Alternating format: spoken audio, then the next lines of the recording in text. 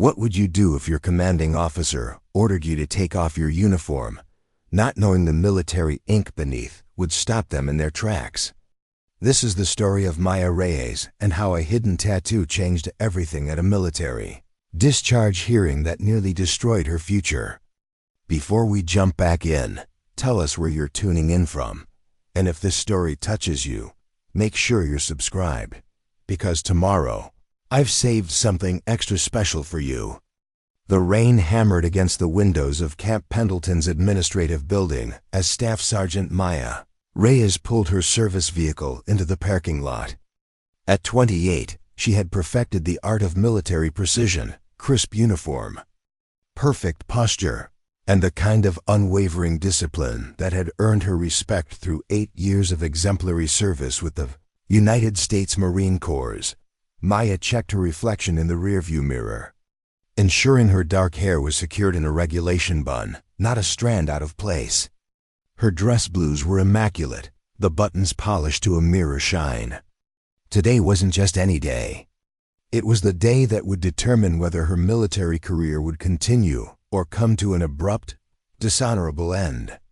3 weeks ago, an incident during a training exercise had spiraled into a formal investigation that threatened everything Maya had worked for.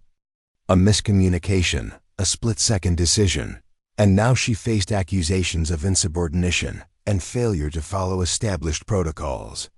The irony wasn't lost on her. She had always been the one insisting that rules existed for a reason, that the chain of command was sacred. Maya gathered her leather portfolio containing her service record and the documentation she hoped would vindicate her.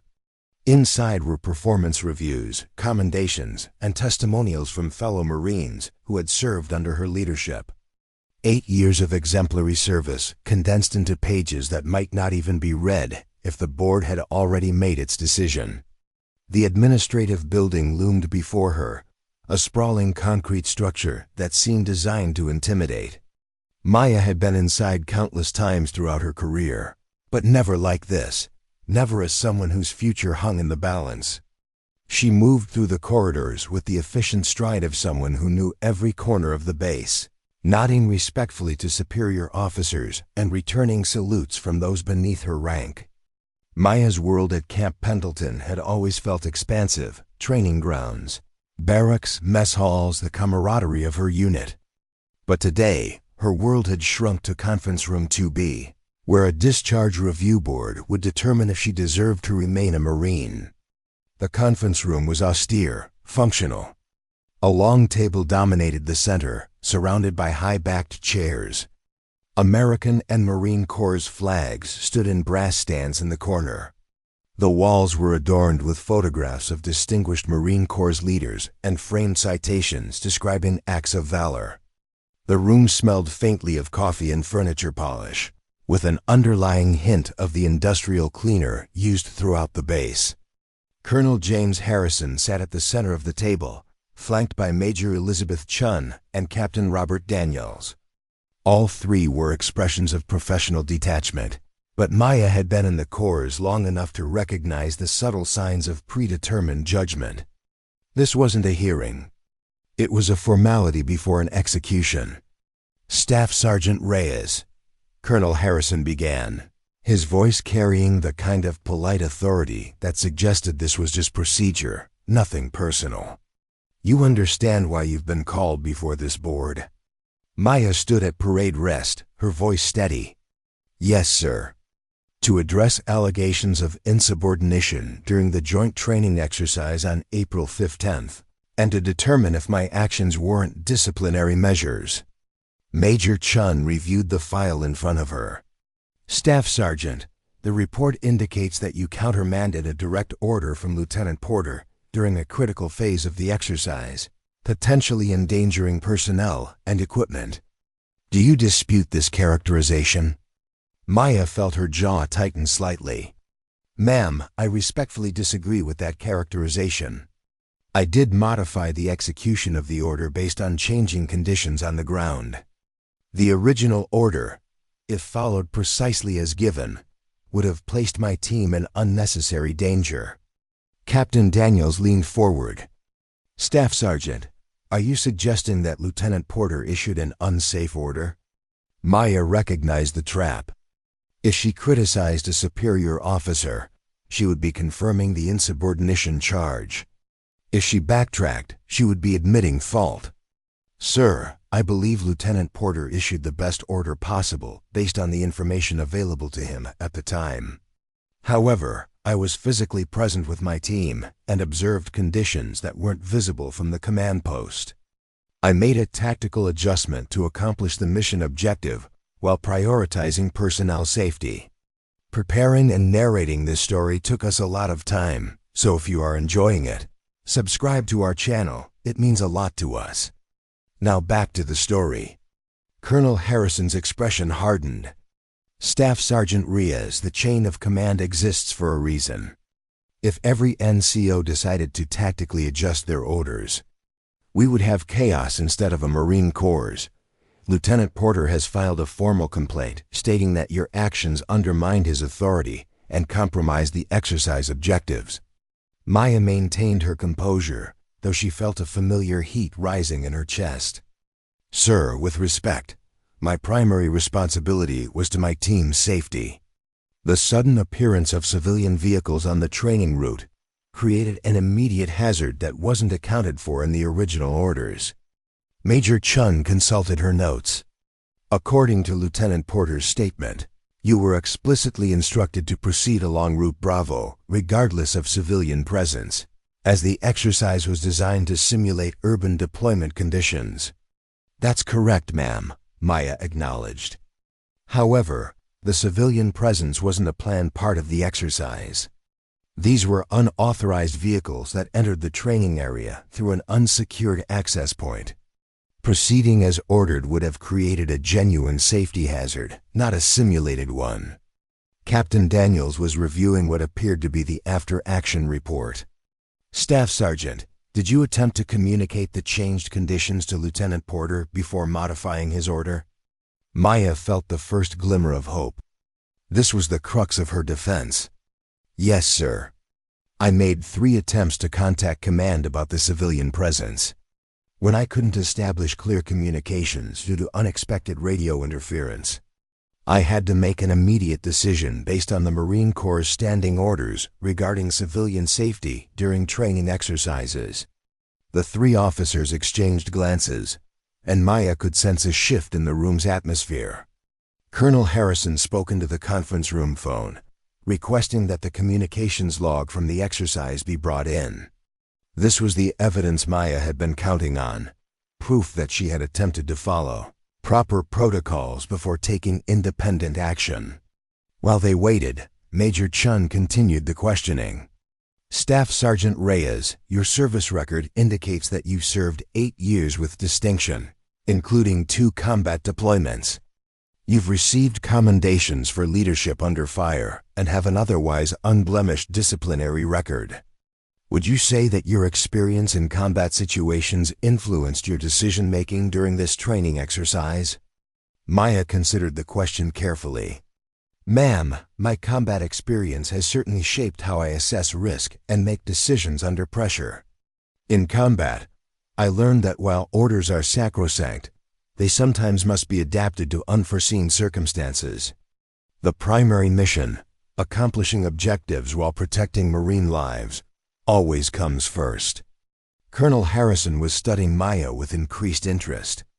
Staff Sergeant, would you have made the same decision if you were a first-term Marine without combat experience?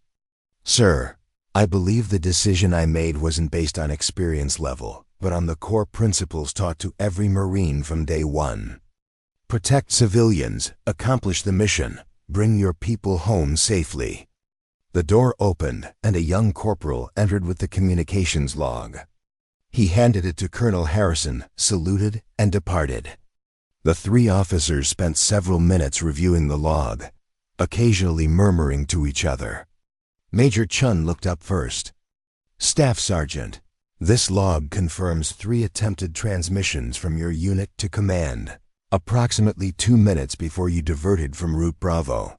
However, there's no record that these transmissions were received by Lieutenant Porter or anyone else at the command post.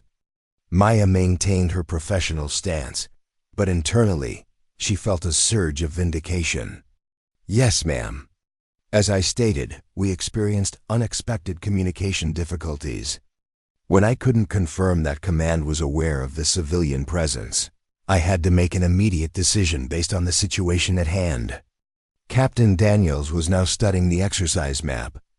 According to your after-action report, you diverted your team to Route Charlie, which added approximately 40 minutes to your movement timeline, but avoided any interaction with the civilian vehicles. That's correct, sir.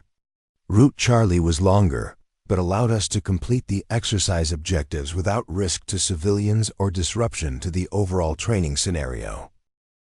Colonel Harrison leaned back slightly. Staff Sergeant, if the communication log confirms your attempted notification, why do you believe Lieutenant Porter has pursued this complaint so aggressively? Maya hesitated. This was dangerous territory. Questioning a superior officer's motives could easily be construed as further insubordination. But she sensed that the board was giving her an opportunity to provide context that might be missing from the official reports. Sir, with respect, I can only speculate about Lieutenant Porter's motivations. What I can say with certainty is that this was his first major exercise as a platoon commander. The presence of civilian vehicles and the subsequent route adjustment likely appeared in his after-action metrics as a deviation from the exercise plan. In my experience, new officers sometimes feel that their authority must be absolute for them to be effective leaders. Major Chun's expression suggested that Maya's assessment matched her own observations, and this deviation would reflect poorly on Lieutenant Porter's performance evaluation. Potentially, ma'am. Exercise outcomes are a significant factor in officer evaluations, especially for newly commissioned lieutenants. Colonel Harrison closed the file in front of him. Staff Sergeant Reyes, this board needs to deliberate on the evidence presented. We'll also be reviewing the full communication logs and speaking with other personnel who were present during the incident. Please wait outside until we call you back in. Maya saluted crisply, executed a perfect about-face, and exited the conference room. In the hallway, she maintained her composure, finding a bench where she could sit while maintaining proper military bearing. Inside, however, her mind was racing. The communication logs had confirmed her account, but would it be enough? Lieutenant Porter was an officer. She was an NCO. In conflicts between ranks, the higher rank typically prevailed. After 45 minutes that felt like hours, the door opened and Captain Daniels invited her back inside. Maya resumed her position at parade rest in front of the board, her face betraying nothing of the anxiety she felt. Colonel Harrison's expression was unreadable. Staff Sergeant Reyes, we've reviewed the evidence and discussed your account of the incident. Before rendering our decision, we have a few final questions. Major Chun spoke next. Staff Sergeant, if you found yourself in the exact same situation tomorrow, would you make the same decision? Maya didn't hesitate. Yes, ma'am. The safety of civilians and my Marines would always take precedence. Captain Daniels followed up. Even knowing that it could result in disciplinary action? Yes, sir. I accept the consequences of my decisions. What I cannot accept is making decisions that place others in unnecessary danger simply to avoid personal repercussions. Colonel Harrison nodded slowly. Staff Sergeant, we find ourselves in a difficult position. The communication logs support your claim that you attempted to notify command before deviating from orders. However, Lieutenant Porter's authority was still undermined, regardless of your intentions. Maya felt her heart sink. They were setting up to rule against her while acknowledging that she'd been right. It was the worst kind of military justice, recognizing the correct action while still punishing it for the sake of maintaining the system. This board has two options, Colonel Harrison continued.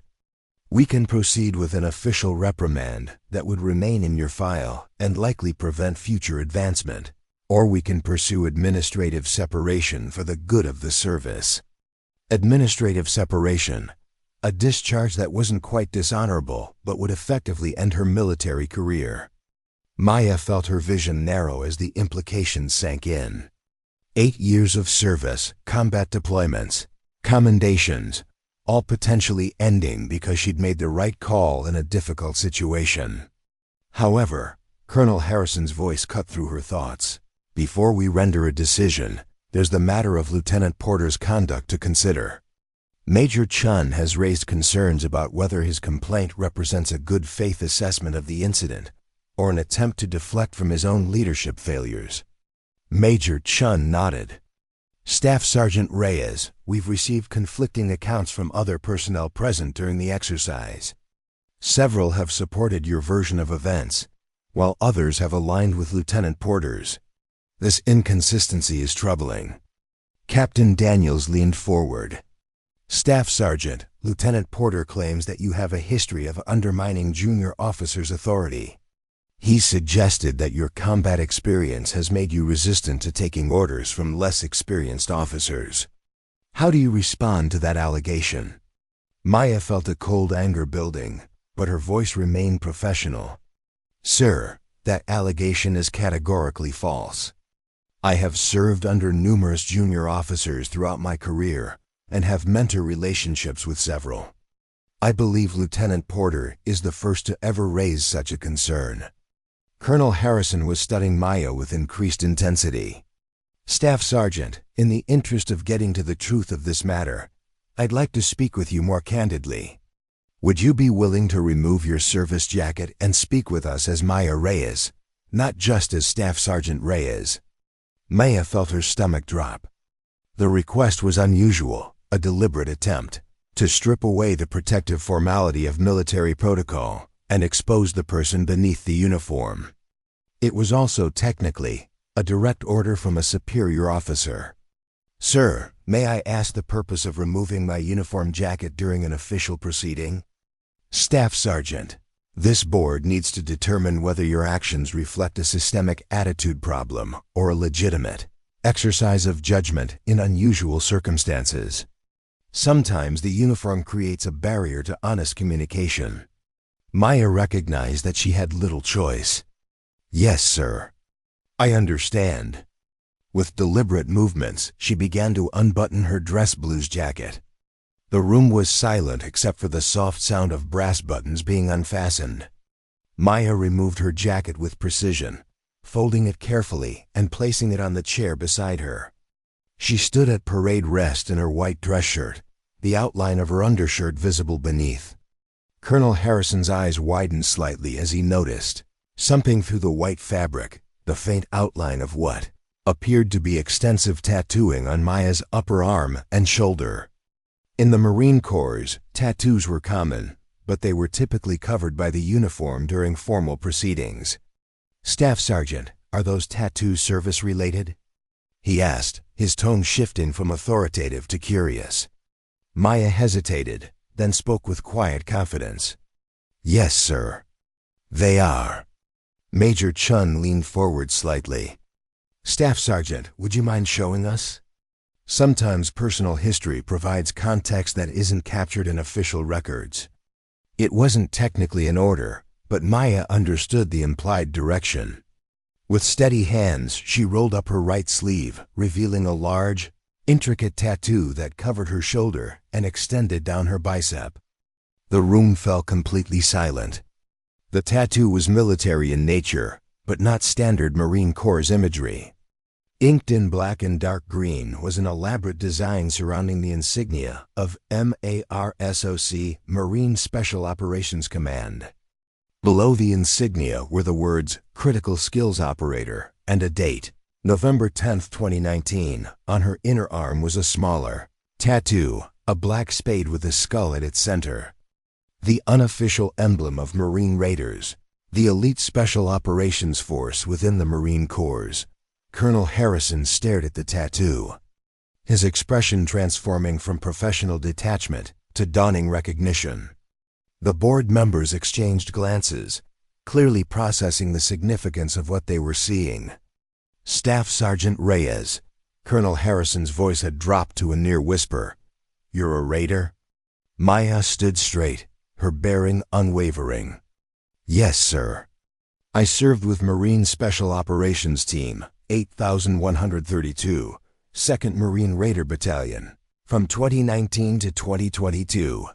Captain Daniels looked stunned. That information isn't in your service record. At least, not in the portions available to this board. No, sir. My MARSOC service is compartmentalized under classified protocols. My current assignment at Camp Pendleton is part of a reintegration cycle before potential redeployment with my team. Major Chun was studying Maya with entirely new eyes. Staff Sergeant, are you telling us that you're an active Special Operations operator, currently assigned to conventional forces for rotation purposes? Yes, ma'am. After 3 consecutive deployments with MARSOC, operators typically rotate back to conventional units for 12 to 18 months. It maintains our connection to the broader corps and allows us to share specialized knowledge with regular Marine units. The atmosphere in the room had shifted completely. What had begun as a disciplinary hearing was transforming into something entirely different as the board members absorbed the implications of Maya's revelation. Colonel Harrison cleared his throat. Staff Sergeant, why wasn't this information made available to Lieutenant Porter or to this board before now? Maya maintained her professional composure. Sir, my MARSOC status operates on a strict need-to-know basis. Lieutenant Porter had no operational requirement to know my special operations background. As for this board, I assumed you would have been granted appropriate clearance once the hearing was scheduled. Major Chun was now reviewing Maya's file with fresh understanding. The gaps in your service record, periods listed simply as special assignment, those were MARSOC deployments? Yes, ma'am. 3 deployments to classified locations conducting specialized operations. Captain Daniels' expression had shifted from skepticism to something approaching awe. Staff Sergeant, the critical skills operator designation requires some of the most intensive training in the armed forces. How did you transition from conventional Marine Corps to MARSOC? Maya rolled her sleeve back down, covering the tattoo that had changed everything. I was identified as a potential candidate during my 2nd deployment as a regular Marine. My commanding officer recommended me for assessment and selection.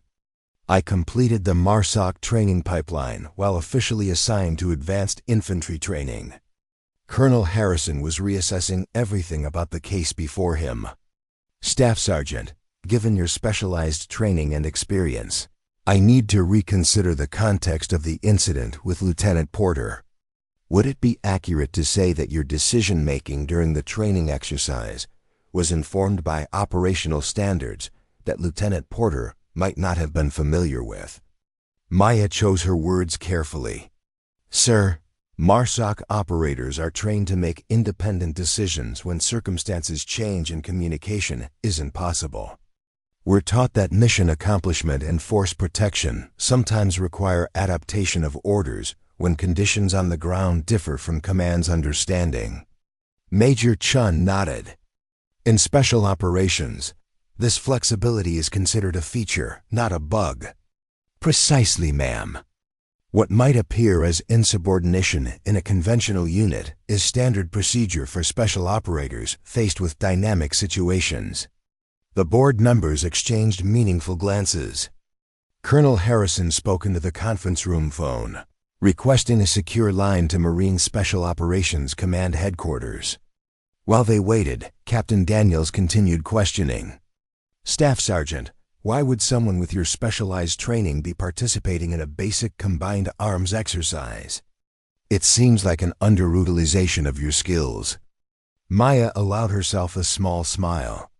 Sir, Raiders never stop training.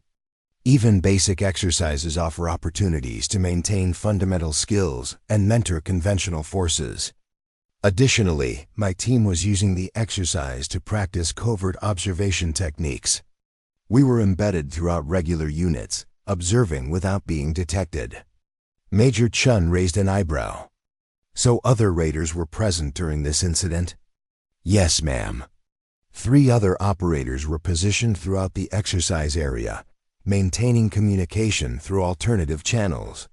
This revelation clearly surprised the board.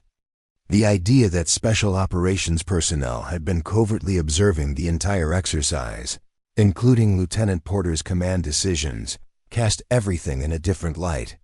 Colonel Harrison returned from his phone call, his expression serious but significantly less severe than before. "I've just spoken with Major Williams at MARSOC headquarters. He's confirmed Staff Sergeant Reyes' status and has authorized me to access her classified service record." He turned to Maya. "Staff Sergeant, you should have informed this board of your operational status at the beginning of these proceedings." Maya stood firmly. "Sir, with respect, MARSOC protocols dictate that we don't disclose our status, unless directly ordered to do so by someone with appropriate clearance. Until you asked me to remove my jacket, revealing my tattoo, no such order had been given." Colonel Harrison nodded slowly, accepting this explanation. "Major Williams also informed me that your team has submitted their own after-action report regarding the training exercise. A report that paints a substantially different picture of Lieutenant Porter's leadership during the incident." Maya remained silent, her expression neutral.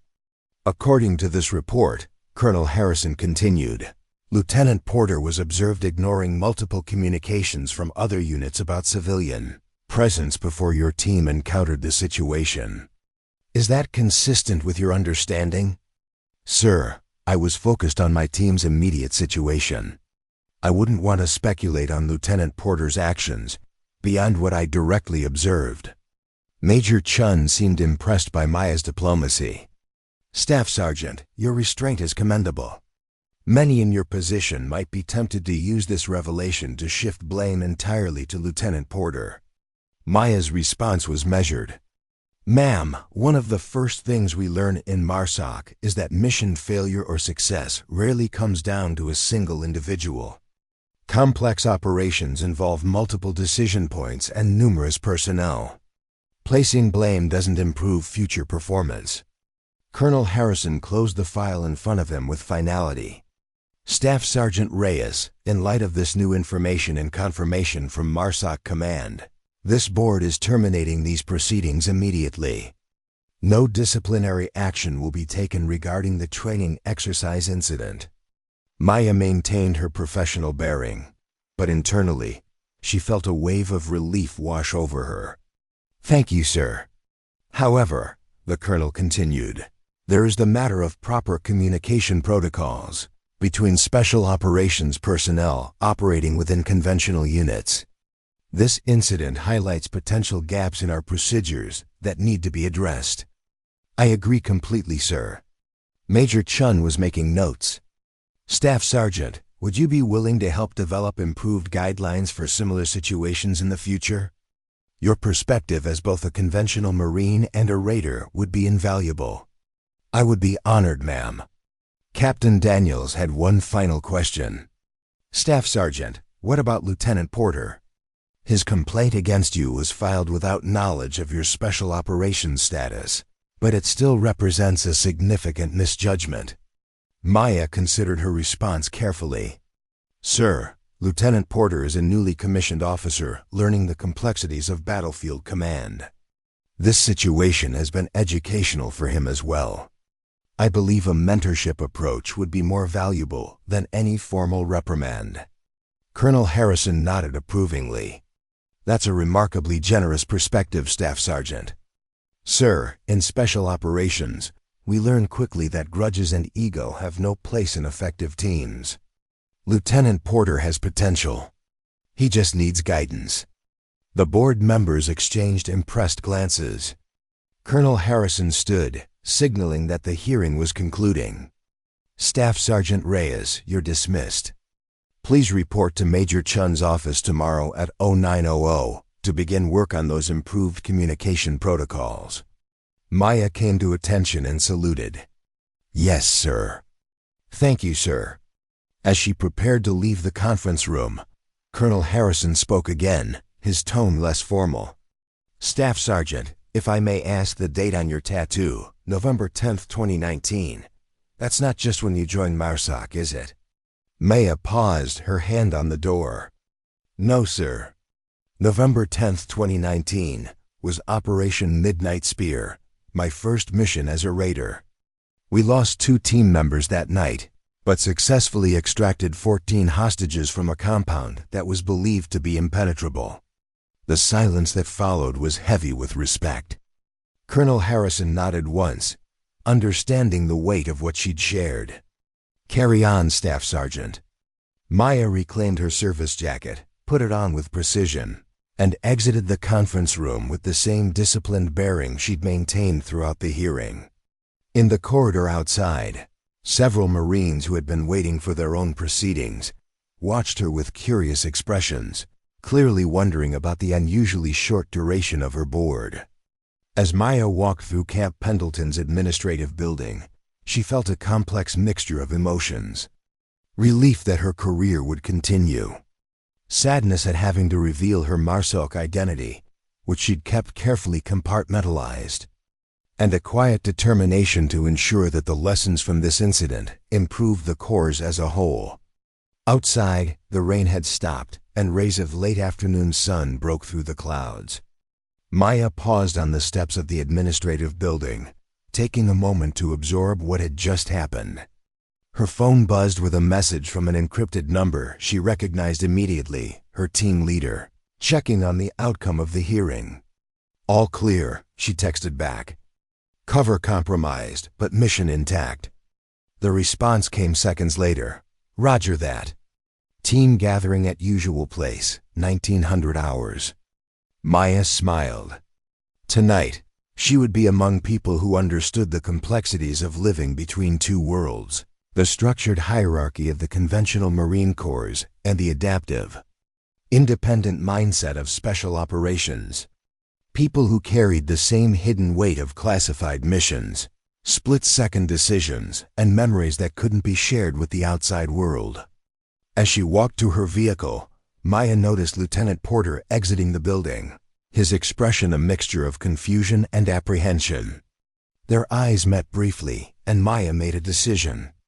Instead of avoiding an uncomfortable encounter, she approached him directly. "Lieutenant Porter," she said, keeping her voice professional but not cold. The young officer stiffened visibly. "Staff Sergeant Reyes, I've been informed that the board dismissed the complaint." "Yes, sir." New information came to light that provided additional context for my decisions during the exercise. Lieutenant Porter looked deeply uncomfortable. "I've been ordered to report to Colonel Harrison tomorrow for a leadership development session. I assume that's a euphemism for being dressed down."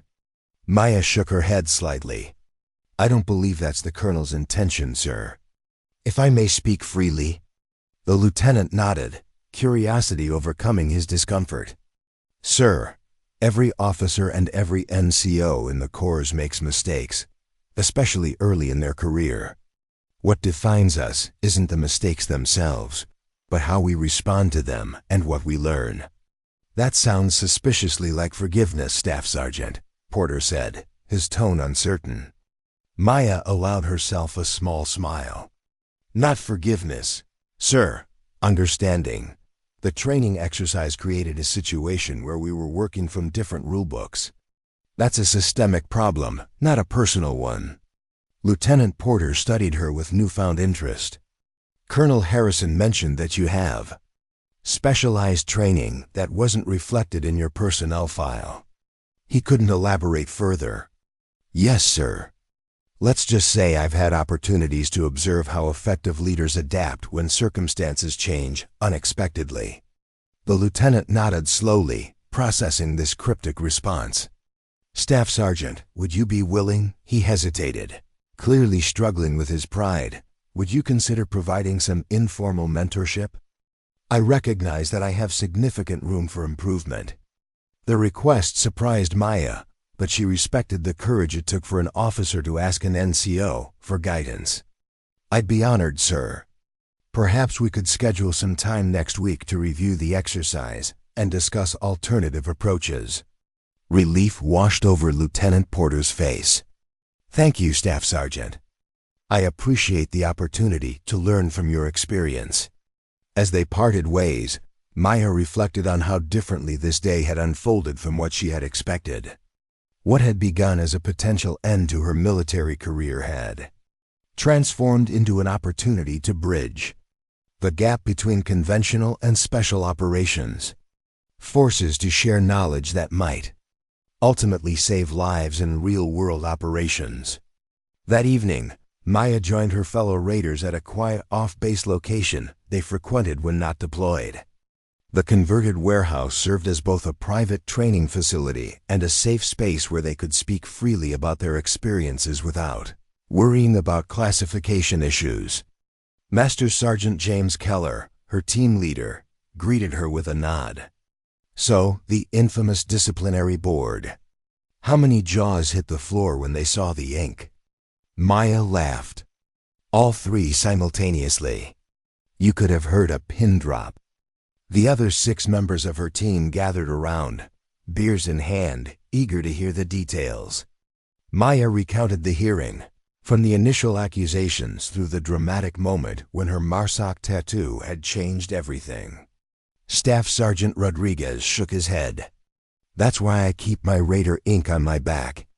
Less chance of accidental exposure." "Wasn't planning on a striptease during a disciplinary hearing," Maya retorted, prompting laughter from the group. Master Sergeant Keller grew serious. "Jokes aside, this highlights a real problem with our integration protocols.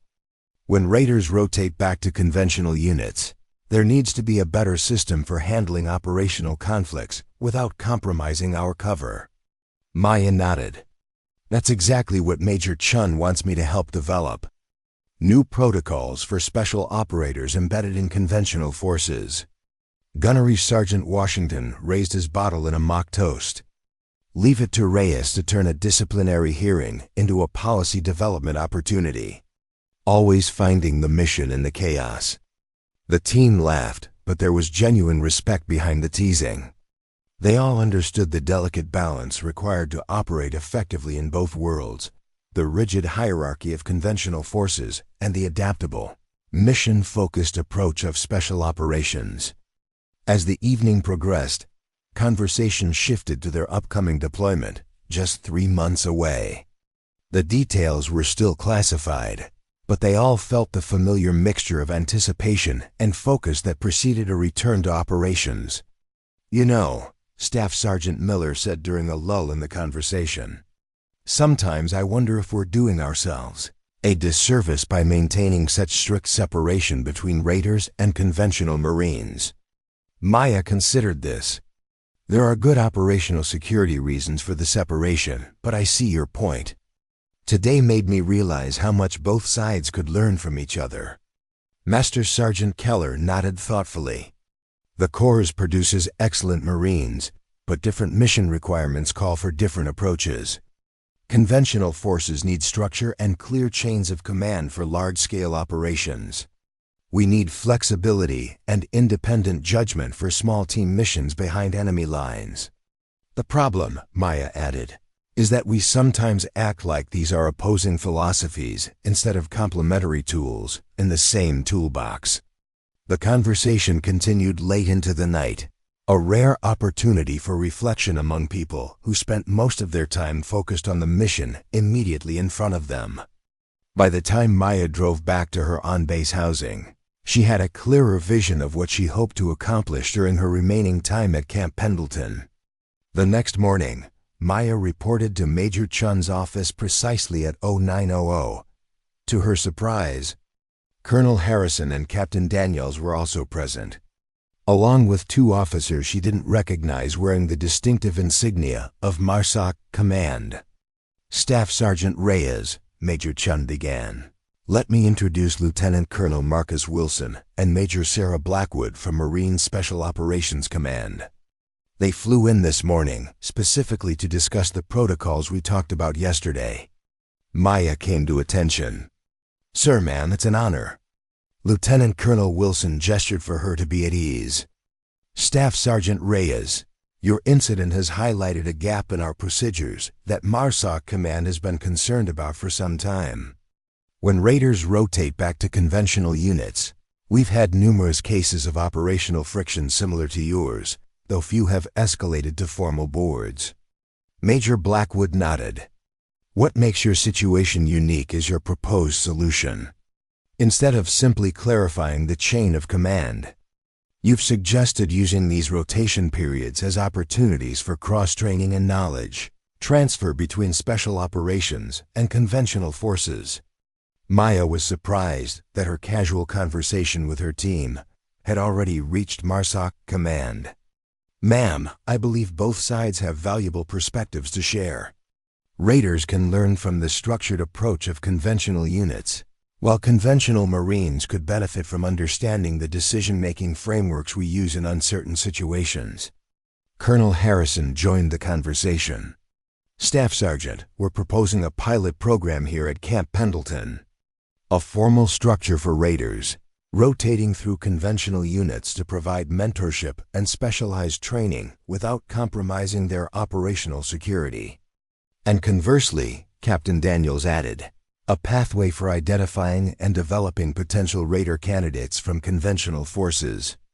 Maya felt a surge of excitement at the possibilities. Sir, that sounds like an excellent opportunity to strengthen both communities. Major Chun slid a folder across the desk. We'd like you to lead the development of this program, Staff Sergeant.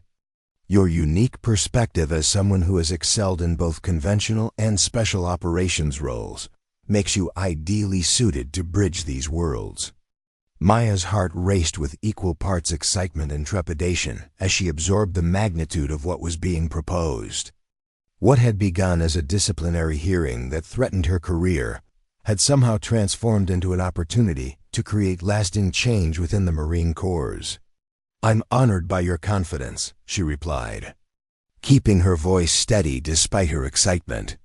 This program could save lives by improving communication and decision-making across the Corps. Lieutenant Colonel Wilson nodded approvingly. That's precisely our thinking, Staff Sergeant. The gap between conventional and special operations forces has grown too wide. We train differently, think differently, and sometimes seem to speak different languages. When situations like your training exercise arise, the results can range from simple misunderstandings to catastrophic failures in combat environments. Major Blackwood slid a tablet across the table. We've compiled data from the past 5 years showing similar incidents across all branches. The pattern is clear. When raiders and other special operators rotate through conventional units, friction occurs at predictable points. Maya studied the data, immediately recognizing the patterns. Decision points where raiders' instinct for adaptation clashed with conventional forces' adherence to established protocols. Communication breakdowns where specialized terminology created confusion. Leadership conflicts where different command philosophies collided. I see 3 primary areas we need to address, Maya said, looking up from the tablet. Decision authority in dynamic situations, communication protocols that bridge both worlds, and leadership frameworks that respect both approaches. Colonel Harrison looked impressed. That aligns perfectly with our initial assessment. What do you propose as first steps? Maya considered the question carefully. We should start with a small pilot group, perhaps 2 platoons from the infantry battalion. 1 platoon receives specialized training from rotating raiders, while the other serves as a control group. We track performance metrics in standard exercises, then introduce unexpected variables to measure adaptability. Excellent approach, Major Chun remarked. Scientific and measurable. Captain Daniels was taking notes. What about the raider side of this exchange? What do special operators gain from conventional forces? Maya smiled slightly. Sir, sometimes raiders can become too accustomed to operating with near-complete autonomy. We can benefit from refreshers on coordinating with larger units, integrating into complex battle spaces with multiple friendly elements, and communicating effectively with command structures that may not understand our specialized terminology. Lieutenant Colonel Wilson exchanged a meaningful glance with Major Blackwood. Staff Sergeant Reyes, your perspective on this is impressively balanced. Many special operators develop an unhelpful sense of superiority over conventional forces. You clearly see value in both approaches. I've served in both worlds, sir. Each has strengths the other could benefit from. Major Chun tapped her pen thoughtfully against her notepad. What about Lieutenant Porter? Would you include him in this pilot program? Maya didn't hesitate. Absolutely, ma'am. He represents exactly the kind of promising officer who could benefit most from understanding special operations perspectives. His current friction with the concept of adaptive leadership makes him an ideal candidate. Captain Daniels raised an eyebrow. You'd select someone who filed a complaint against you for your pilot program. Yes, sir. This isn't about personalities. It's about improving the corps. Lieutenant Porter is intelligent, dedicated, and clearly committed to high standards. His rigidity comes from inexperience, not character flaws. Colonel Harrison nodded with approval. That kind of objective assessment is rare, Staff Sergeant. Most people would harbor resentment towards someone who nearly ended their career. Maya shrugged slightly. In special operations, we learn quickly that personal feelings have no place in mission planning. Lieutenant Porter isn't an adversary. He's a Marine who needs additional tools in his leadership toolkit. The meeting continued for another hour, with Maya outlining a comprehensive training program that would bridge the gap between conventional and special operations forces. By the time they concluded, a framework had emerged that could potentially transform how the Marine Corps prepared its personnel for the complex, unpredictable nature of modern warfare. Staff Sergeant Reyes, Lieutenant Colonel Wilson said as they prepared to leave, MARSOC Command has authorized me to offer you an immediate return to the Raider Battalion, if you prefer. Your rotation through conventional forces can be considered complete, given these circumstances. Maya was surprised by the offer, but didn't have to think long about her answer. Thank you, sir, but I believe I can be more valuable here implementing this program. If MARSOC Command agrees, I'd like to complete my full rotation period working on this initiative. Major Blackwood smiled. That's the answer we hoped for, Staff Sergeant.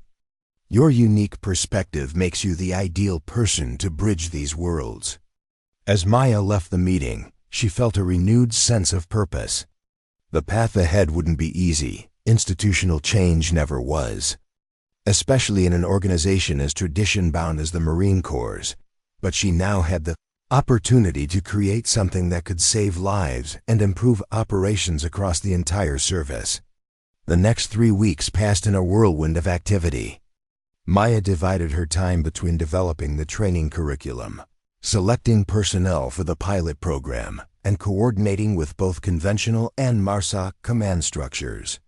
To her surprise, Lieutenant Porter had enthusiastically agreed to participate, showing a humility and willingness to learn that impressed her. The pilot program's launch day arrived on a clear June morning. Maya stood before 30 Marines from 2 infantry platoons, including 6 officers and 4 other raiders who had volunteered to assist with the training.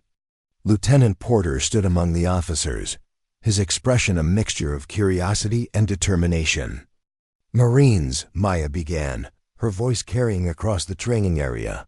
Today we begin a program that may change how the Corps prepares for modern warfare. You've been selected because you represent the future of our fighting force. Adaptable, intelligent, and committed to excellence.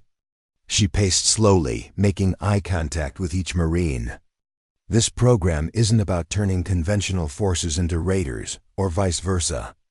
It's about creating Marines who can think critically, adapt to changing circumstances, and make sound decisions whether they're following detailed orders or operating with minimal guidance. Maya gestured to the raiders standing behind her. These Marines have served in environments where communication was limited, intelligence was incomplete, and survival depended on making correct decisions without the luxury of checking with higher command. The skills they've developed aren't magical or mysterious. They're teachable and learnable. She then pointed to the conventional force officers, including Lieutenant Porter. These officers have mastered the incredibly complex task of coordinating large units, ensuring that hundreds of Marines move, fight, and accomplish objectives in synchronized harmony. That skill is equally valuable and equally difficult to master. Maya stopped pacing and stood at parade rest. Over the next 12 weeks, you'll train together, learning from both perspectives. You'll face scenarios designed to challenge your assumptions about correct military decision-making. You'll communicate across cultural divides that exist within our own corps, and you'll emerge as more complete Marines, capable of excellence in any operational environment. The training began immediately, with Marines dividing into mixed teams of conventional forces and raiders. Maya had designed exercises specifically to highlight the strengths of both approaches, scenarios where rigid adherence to protocol was essential, followed immediately by situations demanding creative adaptation. Throughout that first day, Maya observed the interactions carefully, noting where friction occurred and where unexpected synergies emerged. Lieutenant Porter particularly interested her. He approached each exercise with an intensity and openness that suggested genuine commitment to learning. During a brief lunch break, Lieutenant Porter approached Maya. "Staff Sergeant, may I speak with you?" "Of course, sir." Porter seemed to struggle with his words. "I wanted to thank you, not just for including me in this program, but for how you handled the entire situation with the disciplinary board." Maya maintained her professional demeanor. "Sir, you could have destroyed my career," Porter said plainly. "Once your raider status was revealed, you could have easily shifted all blame to me, pointed out my inexperience, made me look incompetent. But you didn't. You advocated for mentorship instead of punishment." Maya considered her response carefully. "Sir, in my experience, there are two kinds of leaders in the corps: those who build their success on others' failures, and those who succeed by elevating everyone around them.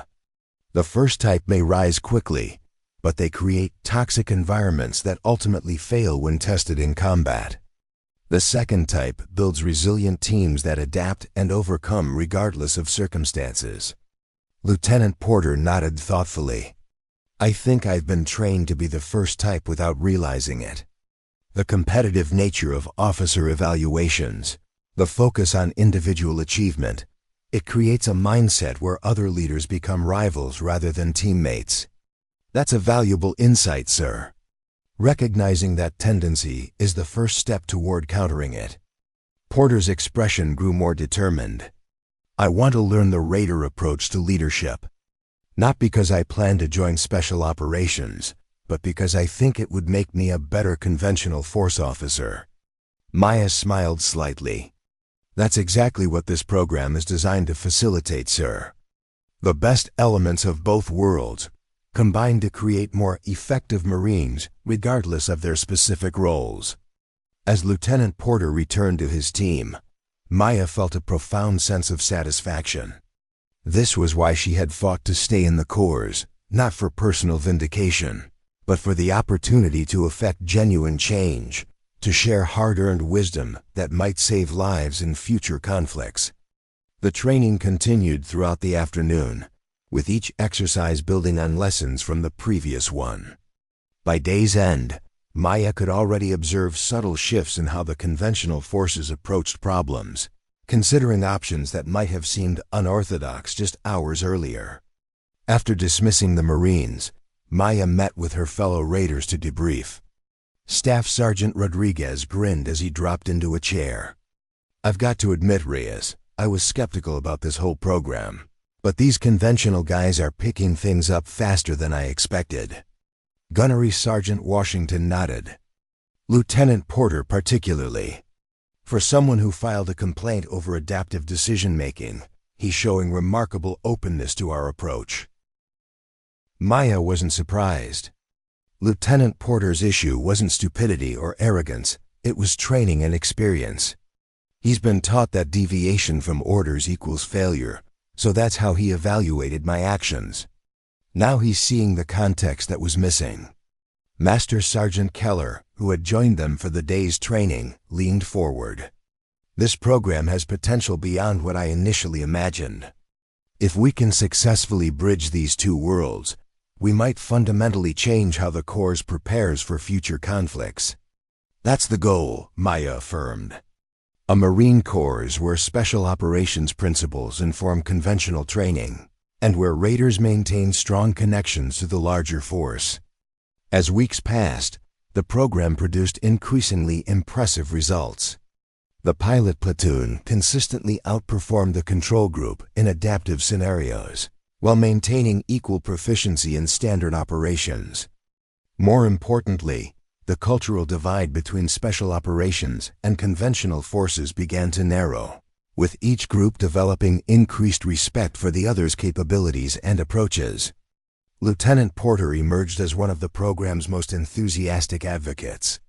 He absorbed Raider principles of decision-making and leadership with remarkable speed, integrating them into his conventional command style to create a hybrid approach that impressed even veteran special operators. 6 weeks into the pilot, Colonel Harrison called Maya to his office. She found him reviewing performance metrics from the most recent training exercises.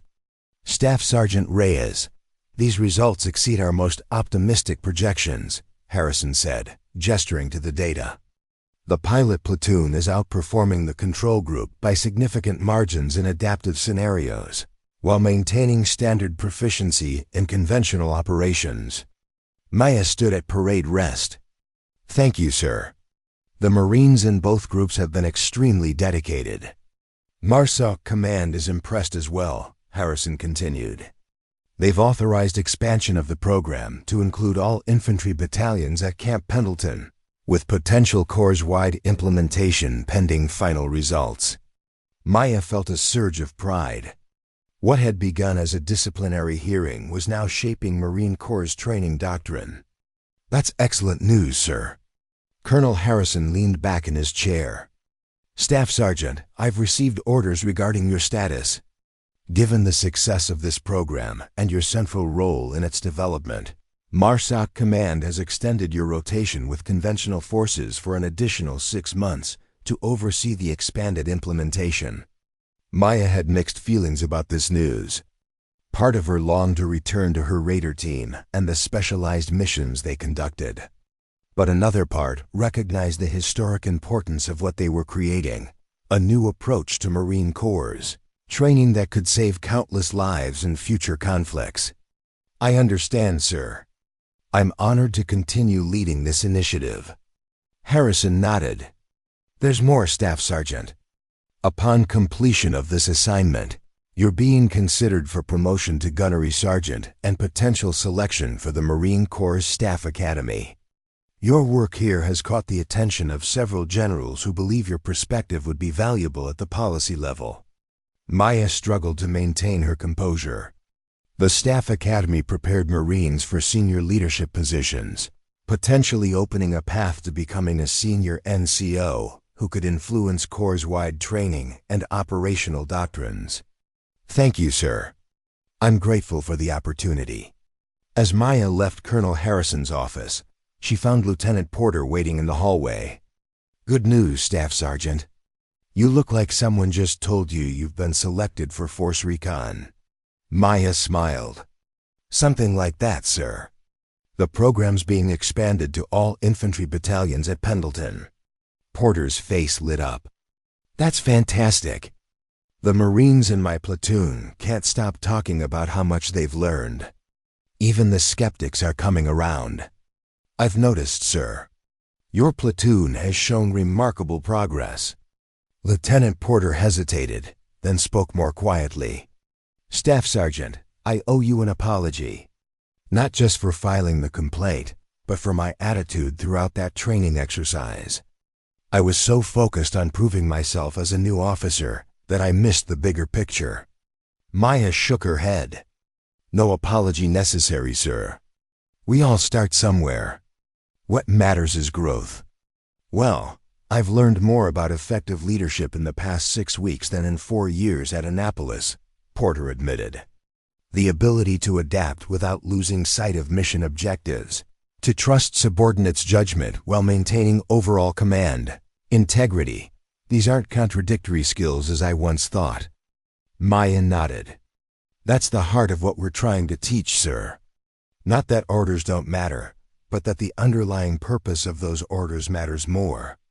Understanding the why allows for intelligent adaptation when circumstances change. Lieutenant Porter straightened his shoulders. I've requested permanent assignment to this program as an instructor staff sergeant. If approved, I'd be honored to help expand it to other battalions. The irony wasn't lost on Maya.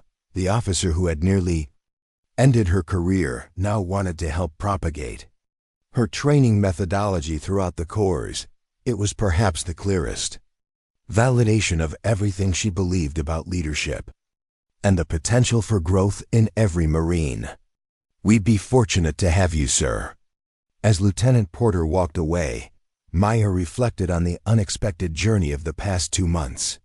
From facing a disciplinary board to developing a program that could transform Marine Corps' training doctrine. From hiding her Raider identity to using that specialized knowledge to bridge institutional divides.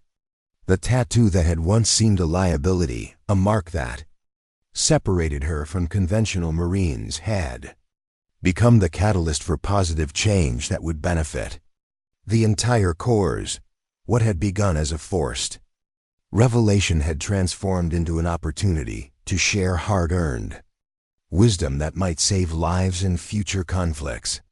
6 months later, Maya stood at the edge of the training ground at Camp Pendleton, watching with quiet pride as Marines from conventional units worked seamlessly alongside Raiders in a complex exercise. What had begun as a pilot program with a single platoon had expanded to include elements from every infantry battalion on base. The transformation was remarkable. Conventional Marines, demonstrating adaptive decision-making typically associated with special operations, while Raiders showed increased proficiency in coordinating with larger units. Major Chun approached, clipboard in hand, observing the training with obvious satisfaction. I just received the latest performance metrics, Staff Sergeant. The units that have completed your program are showing a 43% improvement in adaptive scenario performance with 0 decrease in conventional operational proficiency. MARSOC Command is officially implementing this training methodology across all Raider battalions, and the Commandant has authorized Corps-wide expansion. Maya nodded, maintaining her professional composure despite the surge of pride those words triggered. The credit belongs to the Marines, ma'am. They embraced this concept with remarkable enthusiasm. Don't downplay your role, Staff Sergeant. This program wouldn't exist without your vision and persistence. Major Chun gestured toward the training field. Look at Lieutenant Porter's platoon. They're executing that building clearing operation using a hybrid approach that combines Raider adaptability with conventional coordination. That methodology didn't exist 6 months ago. Maya watched as Porter's Marines moved through the simulated urban environment. Their approach indeed reflected the best elements of both worlds, maintaining precise unit coordination while individual fire teams adapted to unexpected obstacles without waiting for higher authorization. Lieutenant Porter has been an exceptional advocate for the program, Maya acknowledged. His experience as someone who initially resisted adaptive leadership makes him especially effective at reaching skeptical officers. Speaking of which, Major Chun said, checking her watch, we should head to the briefing center. The Commandant's delegation arrives in 30 minutes, and you're leading the program presentation. Maya felt a flutter of nervousness. When she'd received word that the Commandant of the Marine Corps would be personally observing the training program, she had initially assumed her role would be minimal. Learning that she would be directly briefing the Corps' highest-ranking officer had been both an honor and a source of considerable anxiety. Everything is prepared, ma'am. The presentation covers our methodology, implementation challenges, and measurable outcomes.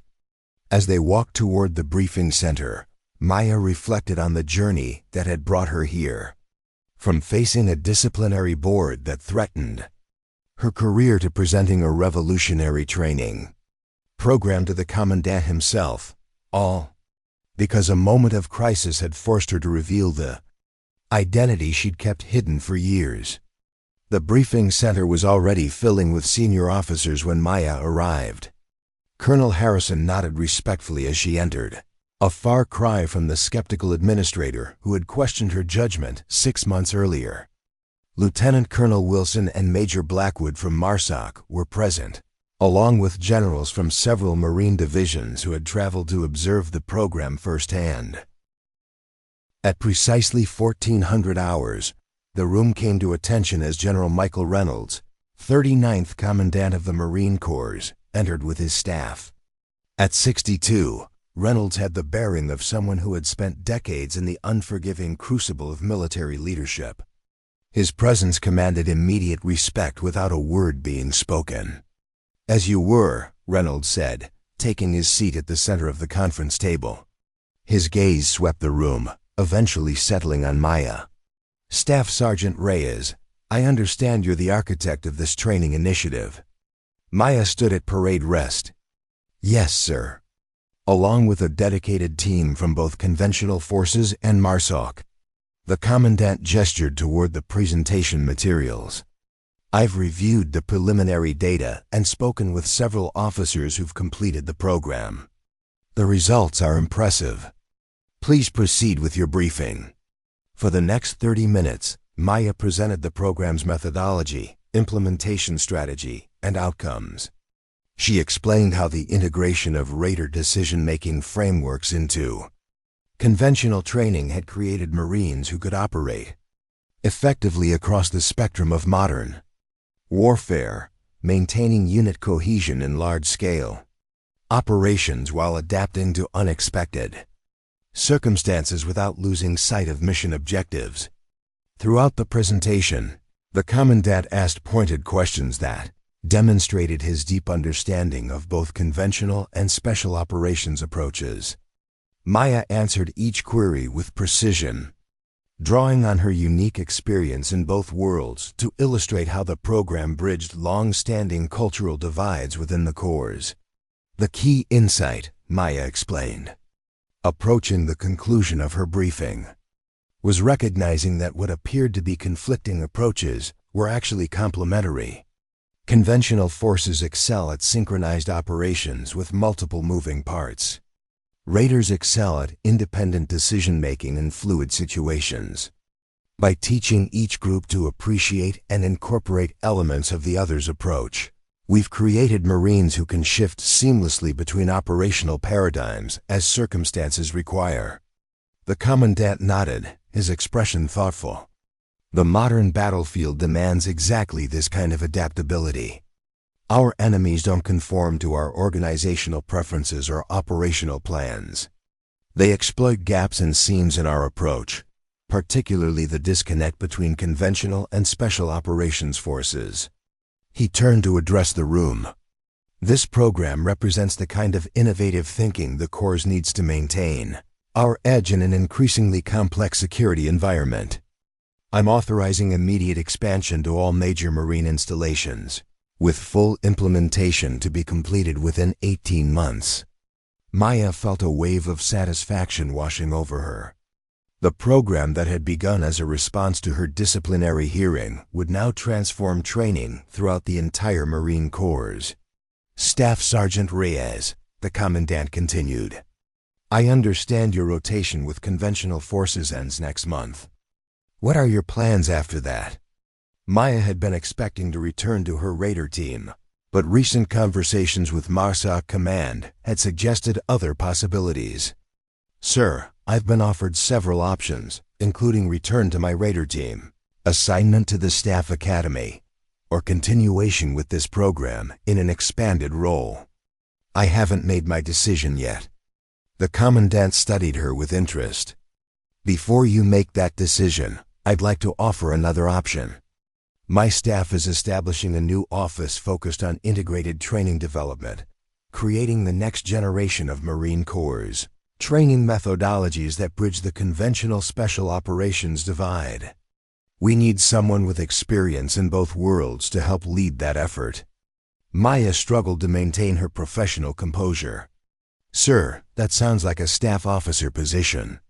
It is, Reynolds confirmed. Which is why I'm also authorizing your commission as a second lieutenant under the Meritorious Commissioning Program. Should you accept the assignment? The room fell silent. Meritorious commissioning was extremely rare, reserved for enlisted personnel who demonstrated exceptional leadership and technical expertise. For a staff sergeant to receive a direct commission to officer rank, based on professional accomplishment, was virtually unprecedented. Sir, I'm honored by the offer, Maya said, her voice steady despite her shock. May I have some time to consider it? Of course, the commandant replied. This isn't a decision to be made lightly. But I believe your unique perspective would be invaluable in shaping how we prepare Marines for future conflicts. As the briefing concluded and the commandant's delegation prepared to observe the training exercises, Lieutenant Porter approached Maya.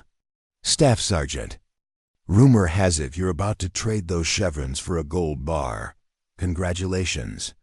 Maya smiled slightly. News travels fast, sir. But I haven't accepted yet. Porter looked surprised. Why wouldn't you? It's an incredible opportunity. Because it would mean leaving the operational side of the corps, Maya explained. I became a Marine to serve on the front lines, not in a Pentagon office. Lieutenant Porter considered this. May I offer a perspective from someone who's benefited directly from your work? Maya nodded, genuinely interested in his viewpoint. 6 months ago, I was a by-the-book officer who thought flexibility was a liability, Porter said. I filed a complaint against you because I couldn't understand why anyone would adapt an order instead of following it precisely. Today, I lead a platoon that's setting records in both conventional and adaptive scenarios because of what I learned through your program. He gestured toward the training field where Marines continued their exercises. That transformation is happening across the corps because you were willing to bridge two worlds that had grown too far apart. If you accept this commission, you could shape how an entire generation of Marines trains for war. That's a different kind of front line, but arguably a more important one. Maya was struck by the wisdom in Porter's words. The lieutenant who had nearly ended her career had become not just an ally but a source of valuable perspective. Thank you, sir. That's something to consider. After the commandant's delegation departed, Maya found herself drawn to the base chapel, seeking a quiet space for reflection. The past 6 months had brought changes she could never have anticipated, culminating in an offer that would completely transform her career path. As she sat in the peaceful sanctuary, Master Sergeant Keller entered and took a seat beside her. Heard about the commandant's offer, he said without preamble. Quite an honor. Maya nodded. And quite a dilemma. I joined the Raiders because I wanted to be where the action is, making a direct difference. A staff position at the Pentagon seems far removed from that purpose. Keller was quiet for a moment. You know, when I first met you during Raider selection, I pegged you as someone who needed to be in the fight, someone who measured their worth by missions completed and tangible results achieved. I was the same way for years. What changed? Maya asked. Age and perspective, Keller replied with a slight smile. I realized that sometimes the most important battles aren't fought with rifles and night vision. They're fought in briefing rooms and training programs, where the decisions made affect thousands of Marines instead of just a team. He turned to face her directly. Your training program has already saved lives, Maya, not in some theoretical future way, but right now. Last month, a platoon that completed your program was ambushed during a training exercise with foreign forces. When communications failed, the squad leaders adapted immediately, coordinating without direct orders from their lieutenant. The observing officers said it was textbook Raider response in a conventional unit. 0 casualties, objective secured. Maya felt a profound sense of validation. This was exactly what she had hoped the program would achieve: Marines applying adaptive principles in scenarios where rigid adherence to protocol might have resulted in failure or casualties.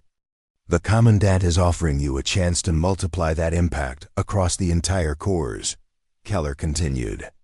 As a raider, you might participate in dozens of operations over your career, directly affecting the outcomes of those specific missions. As a training developer at the Pentagon, you could influence how tens of thousands of Marines prepare for combat, potentially saving countless lives over decades.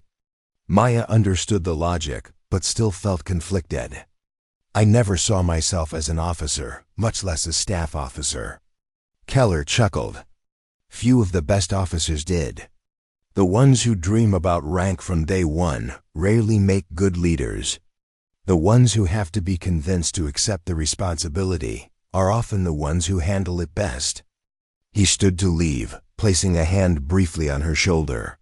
Whatever you decide, your Raider family will support you. Just remember, sometimes the most courageous missions don't involve bullets or breaching charges. Sometimes they involve briefings and budget meetings. After Keller departed, Maya remained in the chapel, weighing her options. Return to the Raiders and the kind of direct action operations that had defined her military identity. Accept admission to the Staff Academy as an enlisted Marine, potentially rising to senior NCO rank. Or accept the Commandant's offer of a commission and a position that could transform Marine Corps training for generations. 2 days later, Maya stood in Colonel Harrison's office in her dress blues, her decision made. Harrison smiled as she entered.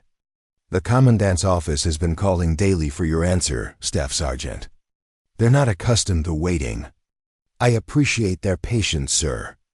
I needed time to consult with my Raider team and consider all aspects of this decision. Harrison nodded.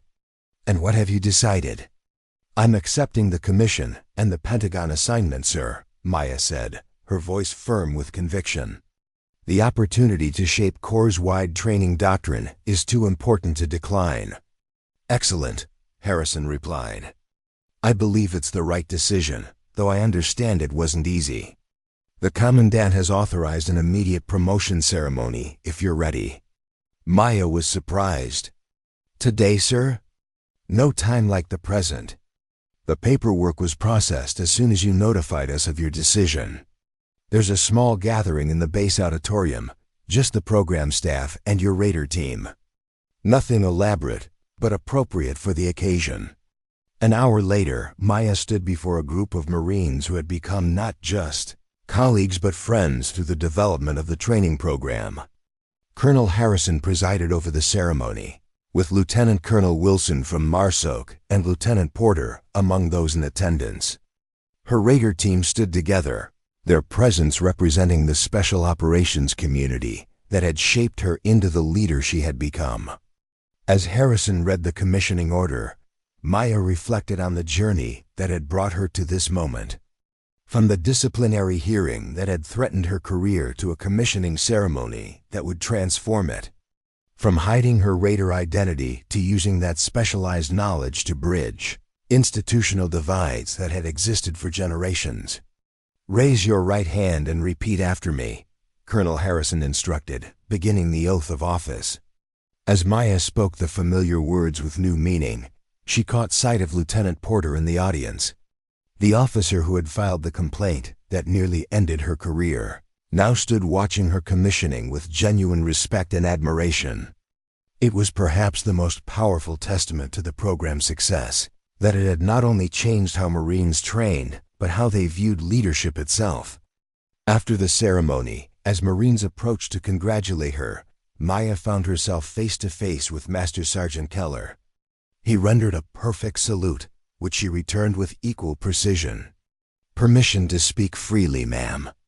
he asked, the formal address softened by the hint of a smile. "Always, Master Sergeant.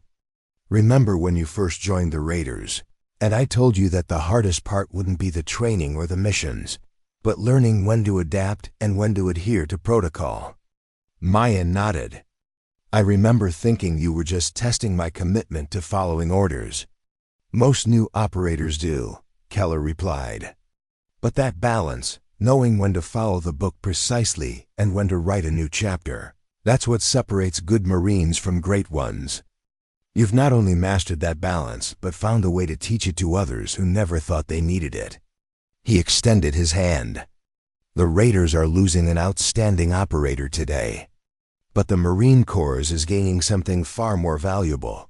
A leader who understands both worlds and can help the entire service prepare for the challenges ahead. Maya shook his hand, deeply moved by his words.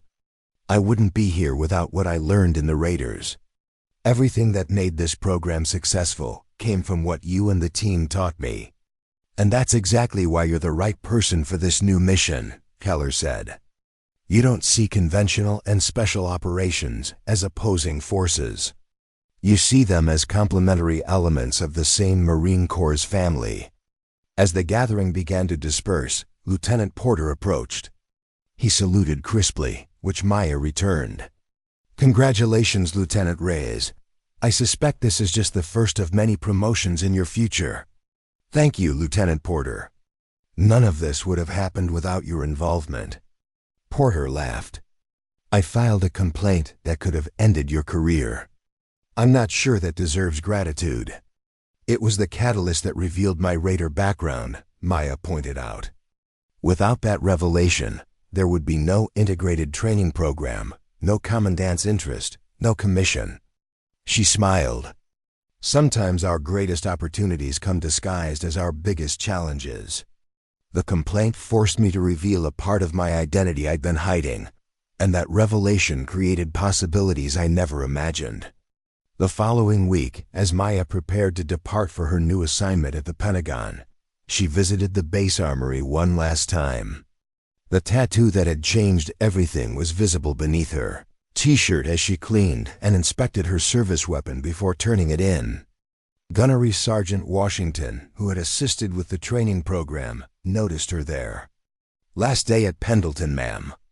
Yes, Gunny. Reporting to the Pentagon next week to begin developing the Corps-wide implementation of the program. Washington nodded toward her Raider tattoo. Ever regret getting that ink? It caused you quite a bit of trouble. Maya glanced at the tattoo, remembering the pride she'd felt when she first received it after completing her first mission as a Raider. Not for a second, Gunny. This tattoo represents one of the most important chapters of my life. The fact that revealing it led to all this just makes its significance even greater. She holstered her weapon for the final inspection. We all carry marks of our journey, Gunny. Some are visible, like this tattoo. Others are invisible. Lessons learned, skills developed, perspectives gained. What matters isn't hiding those marks, but understanding how they've shaped us, and using that understanding to better serve the Corps. Washington nodded thoughtfully. Well said, ma'am. The program you've created here, it's going to change how Marines train for generations. That's a legacy few can claim. As Maya completed her final administrative tasks at Camp Pendleton, she reflected on the unexpected path that had brought her here. What had begun as a disciplinary hearing that threatened to end her career had transformed into an opportunity to bridge worlds that had grown too far apart, to create training methodologies that combined the best aspects of both conventional and special operations approaches. The tattoo that had once seemed a liability, a mark that separated her from conventional Marines, had become the catalyst for positive change that would benefit the entire Corps. What had begun as a forced revelation had transformed into a platform for sharing hard-earned wisdom that might save countless lives in future conflicts. 3 years later, Lieutenant Maya Reyes stood at the podium in the Marine Corps War College, addressing a room filled with the Corps' future leaders. Behind her, a screen displayed performance metrics from units that had completed the integrated adaptive leadership program she had developed, data that showed significant improvements in both combat effectiveness and casualty reduction. The modern battlefield doesn't care about our organizational charts or traditional divisions between conventional and special operations forces, she told the assembled officers. Our enemies target seams and gaps in our approach. The most effective response isn't forcing everyone into the same rigid model, but creating Marines who understand multiple operational paradigms and can shift between them as circumstances require. She rolled up her sleeve slightly, revealing the edge of her Raider tattoo. This mark once identified me as separate from my conventional Marine brothers and sisters. Today, it reminds me that our strength comes not from erasing our differences, but from integrating them into a more adaptable, more lethal fighting force. As applause filled the room, Maya recognized faces in the audience. Lieutenant Porter, now a captain commanding a company that had set new standards for operational flexibility. Colonel Harrison, recently selected for his first star. And Master Sergeant Keller, invited as a special guest to observe the program's success. What had begun with an order to remove her uniform had evolved into a transformation of how Marines prepared for war. The hidden tattoo that had nearly ended her career had instead launched her on an unexpected journey of leadership and institutional change. Most importantly, the walls that had separated different Marine Corps communities were gradually dissolving, creating a more unified, more adaptable fighting force ready to face the complex challenges of modern warfare. Maya's journey from Raider to Reformer reminded every Marine of an essential truth. Sometimes our greatest contributions come not from conforming to expectations, but from having the courage to reveal our authentic selves, even when doing so involves risk. True strength isn't found in rigid adherence to tradition, but in the wisdom to adapt while honoring the core principles that make the Marine Corps the world's finest fighting force. Up next, you've got two more standout stories right on your screen. If this one hit the mark, you won't want to pass these up. Just click and check them out. And don't forget to subscribe and turn on the notification bell so you don't miss any upload from us.